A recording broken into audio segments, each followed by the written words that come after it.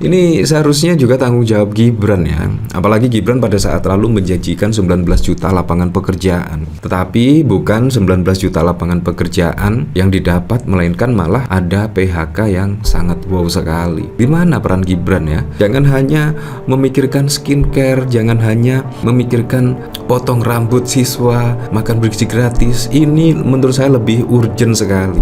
Lebih urgent dan harus diatasi.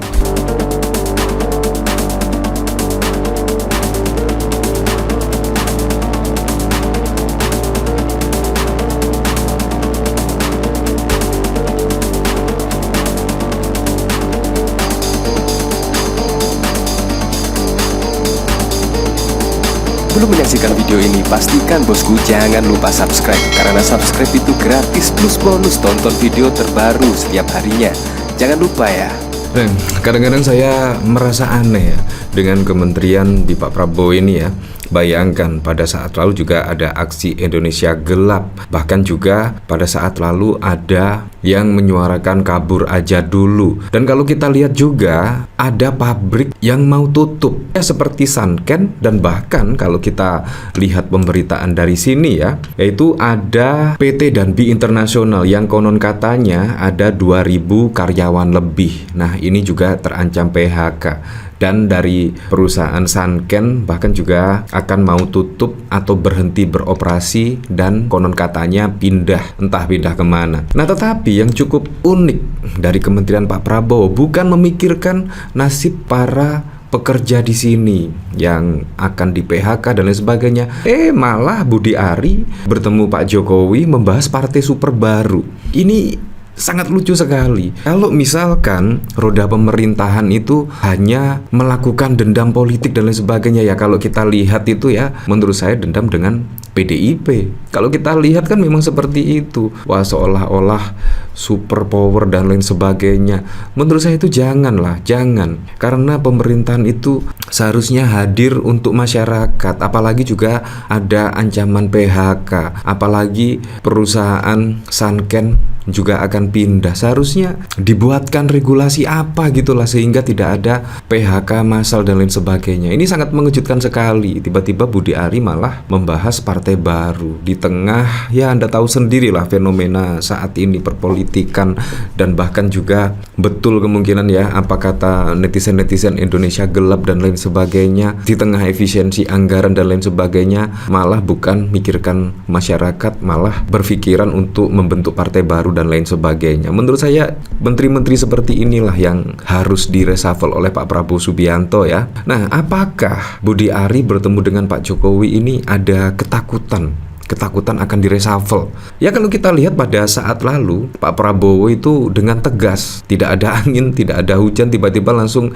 mereshuffle, yaitu Pak Satrio. Karena pada saat lalu kita lihat ya ada pemberitaan yang sangat miring sekali. Apakah karena itu akhirnya Pak Prabowo mereshuffle Pak Satrio itu? Ya kita tidak tahu. Yang jelas menurut saya Pak Prabowo itu sudah menunjukkan bahwa wewenang untuk mengganti menteri, untuk mereshuffle menteri adalah kewenangan dari Pak Prabowo Subianto. Dan Pak Prabowo pun pastinya akan bisa mereshuffle menteri-menteri yang tidak bisa bekerja dengan baik, yang tidak bekerja untuk masyarakat. Ya menurut saya seperti ini. Tetapi apakah berani ya kira-kira mereshuffle Budi Ari? Ya kita tidak tahu juga. Yang jelas Budi Ari juga masih ya malah membahas terkait partai Super TBK dan lain sebagainya. Nah kalau kita lihat dari sini juga ya, dari Gerindra reshuffle peringatan untuk para menteri kabinet Prabowo. Apakah benar? Ya semoga saja lah, saya berharapnya seperti itu. Kalau ada menteri-menteri yang kerjanya tidak dirasakan oleh masyarakat, ya seharusnya reshuffle, diganti menteri yang benar-benar bekerja untuk masyarakat. Sekretaris Jenderal Partai Gerindra sekaligus Ketua Majelis MPR Ahmad Muzani menanggapi reshuffle yang dilakukan Presiden Prabowo terhadap Menteri Pendidikan Tinggi, Sains dan Teknologi Satrio Sumantri dan dilantik Brian Yuliarto sebagai penggantinya. Muzani mengatakan reshuffle menteri merupakan hak prerogatif Presiden sebagai kepala pemerintahan. Presiden berhak menilai atas kinerja tersebut. Jika dianggap tidak puas, tentu saja Presiden memiliki kewenangan sepenuhnya untuk melakukan rotasi atau pergantian, ujar Muzani pada 19 Februari. Mengenai apakah reshuffle menjadi peringatan bagi para menteri lain, Muzani mengingatkan ketegasan Presiden yang akan menyingkirkan Menteri Kabinet Merah Putih jika tak bekerja untuk rakyat. Nah, kalau kita lihat memang sangat sebentar sekali ya. Baru 4 bulan sudah terkena reshuffle. 121 hari sudah ada reshuffle. Ini juga sangat mengejutkan sekali ya. Ya semoga sajalah Pak Prabowo itu tetap menjaga komitmennya ya. Kalau ada menteri-menteri yang tidak seirama, yang tidak bekerja untuk masyarakat, seharusnya diganti dan direshuffle. Nah, saya juga penasaran sih, kira-kira beritanya seperti apa di sini ya. Budi Ari bertemu bahas bentuk baru Partai Super TBK. Ya, ini sangat membangunkan sekali dikala saat ini masyarakat sedang turun aksi terkait Indonesia gelap. Budi Ari bukannya memikirkan masyarakat, tetapi malah memikirkan membentuk Partai Super TBK dan ingin bertemu Jokowi. Ini apa lagi ini ya? Ketua Umum Projo Budi Ari mengaku sempat membahas pembentukan partai baru Super TBK dengan Presiden ke-7 Jokowi ketika bertemu baru-baru ini. Partai Super TBK yang sudah terjemahin saja, partai dari rakyat oleh rakyat untuk rakyat, kata Budi ketika ditanya apakah membahas partai baru atau tidak saat ditemui di Istana Presiden pada 20 Februari. Meski begitu, Budi enggan menjawab secara rinci soal rencana pembentukan partai baru tersebut ketika ditanyakan lebih jauh. Budi memastikan dirinya dan Jokowi terus mendukung pemerintahan Pak Prabowo. Ia berharap pemerintahan ini sukses di tengah berbagai kondisi dunia dan dinamis. Segitu dulu, jangan banyak-banyak, kata Menteri Koperasi itu.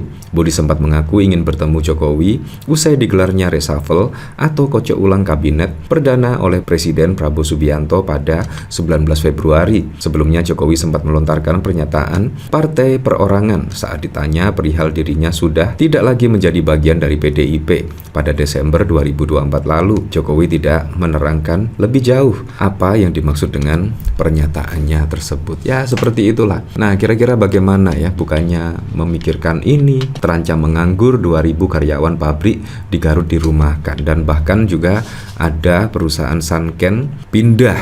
Seharusnya memikirkan hal inilah, bukan malah memikirkan terkait Partai Super TBK dan lain sebagainya. Ini bahkan dikomentari oleh Murtadawan. Puluhan ribu pekerja telah dan akan kehilangan pekerjaan. Pabrik-pabrik banyak yang pilot, tutup dan pindah. Siap-siap Indonesia Gelap 2025. Anak diberi makan gratis sekali sehari, orang tuanya nganggur, tak ada penghasilan. Nah, ini juga harus difikirkan. Ini dikomentari oleh Embun Pagilah. Ini pemerintahan ugal-ugalan kelola negara hingga investasi asing kabur. Lah ya, Indonesia diproyeksikan hanya sebagai negara konsumen, industri dalam negeri mati. Program menciptakan lapangan kerja 19 juta mana woi? Iya, ini seharusnya juga tanggung jawab Gibran ya. Apalagi Gibran pada saat lalu menjanjikan 19 juta lapangan pekerjaan. Tetapi bukan 19 juta lapangan pekerjaan yang didapat, melainkan malah ada PHK yang sangat wow sekali. Di mana peran Gibran ya? Jangan hanya memikirkan skincare, jangan hanya memikirkan potong rambut siswa, makan bergizi gratis. Ini menurut saya lebih urgent sekali.